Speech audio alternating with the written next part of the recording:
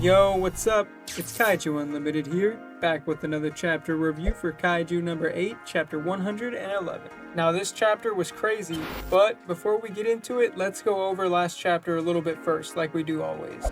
It was a very action-heavy chapter featuring the battle between number 9 and Kafka and Mina, who have worked together really well so far. And right whenever number 9 has them on the ropes, we get a flashback with Captain Hoshina and Kafka training, as it's revealed that Kafka can control number 8's BESERK mode for 1 minute. The chapter closes with a sick panel of Kafka going BESERK mode and growing in size. All in all, it was probably one of my favorite chapters of the series so far.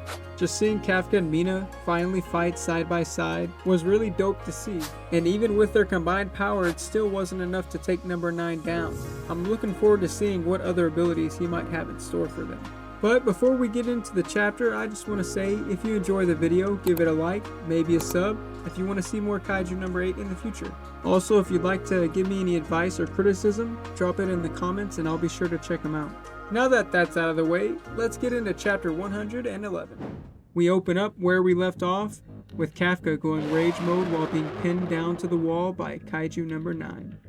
This catches Mina and the scientist both off guard as they look on with concerned expressions. The general director has one too, as he recalls that form from whenever Kafka fought Kikuru's father to prove he was human, which he technically failed at, but he convinced the former general director that he could be of use to the defense force to fight the other kaijus. And man, let me just say, the anime adaptation of this fight was chef's kiss.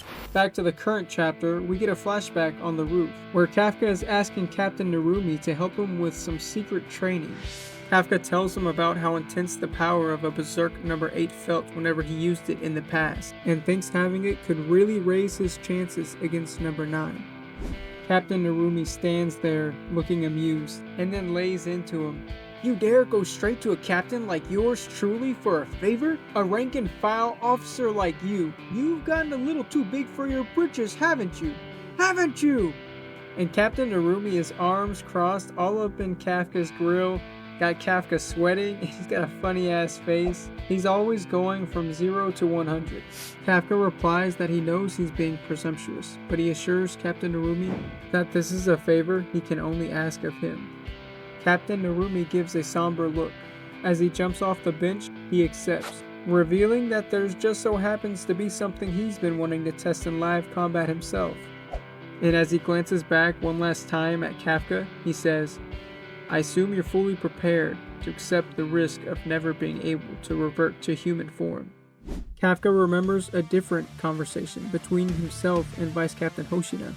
Now he thinks to himself, not having to use it would have been the best outcome. Then we see debris fly as Kafka explodes with a scream. Mina braces herself as she screams for Kafka not to do it, but before she can finish, Kafka erupts with a shockwave, breaking out of number 9's arms, and this catches number 9 off guard.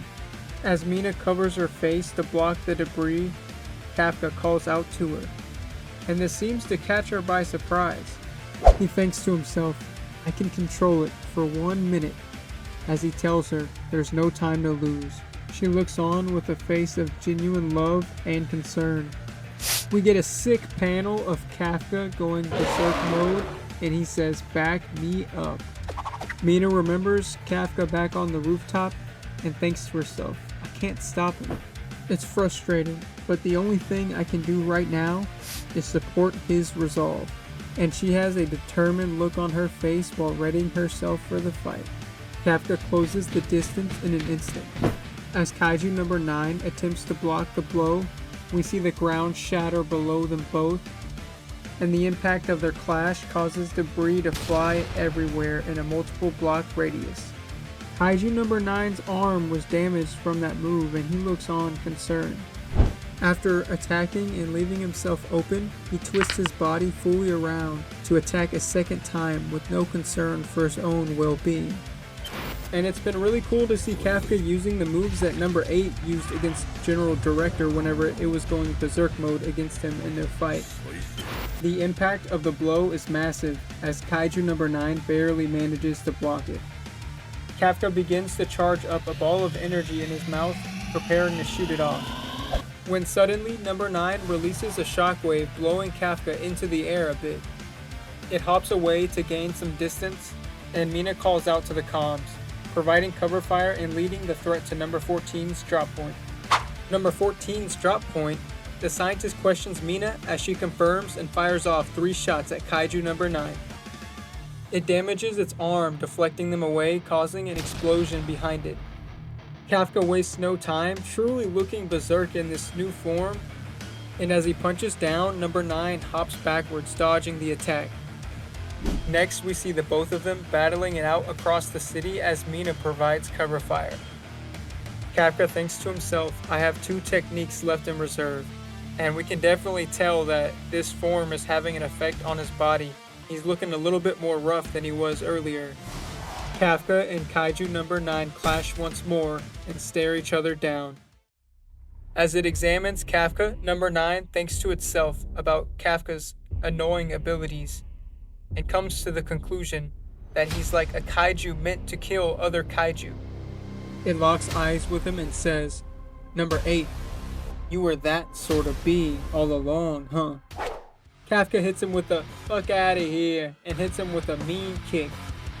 They've reached the drop point, a scientist exclaims in the comms as he's watching the fight from HQ. It's revealed that Kafka has been transformed for about 40 seconds now, so that means he should only have about 20 seconds left. With a pumped expression, Kafka thinks to himself that all the pieces are in place. Kaiju number 9 examines its surroundings and recognizes that this is the spot where Mina shot number 14. And in an instant, Kafka catches it by surprise and uses a squadron-style move, variant number 5, Modified Spiral Blast, breaking off one of Kaiju number 9's arms and heavily damaging another one. Kafka immediately calls out to Mina, and Kaiju number 9 looks very concerned. As it should be, because we see Mina pulling up with a nasty look in her eyes. Kafka thinks to himself that lying on the ground at number 14's drop point was Mina's main weapon. And we get to end the chapter with a sick panel of Mina holding her weapon, charging it up, aiming to blast right through Kaiju number 9. And that'll wrap up the chapter. It was another banger with plenty of action that finished off with a really good cliffhanger. One thing that stood out was Kafka using the moves of BESERK number 8, sacrificing his body to twist it around to land the second punch. He's got regeneration, but you know that's gotta hurt still.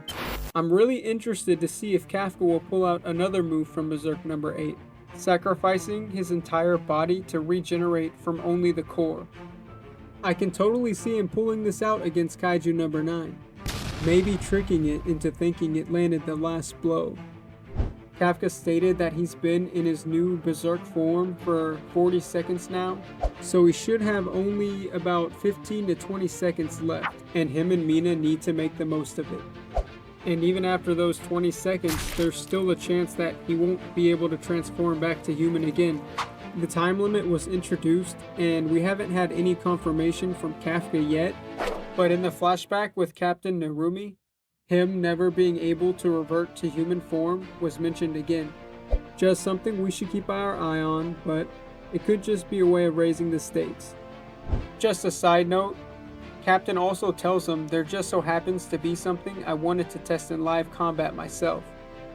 It feels like the training between Kafka and Captain Narumi is where he evolved number 1's ability, which we get to see him use facing off against Kaiju number 11 in chapter 87.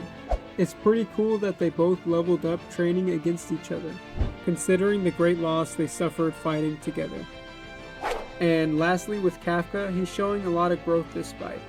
He's not trying to do things alone, following a plan with Mina, trying to set up number 9 in a location they need him to be in.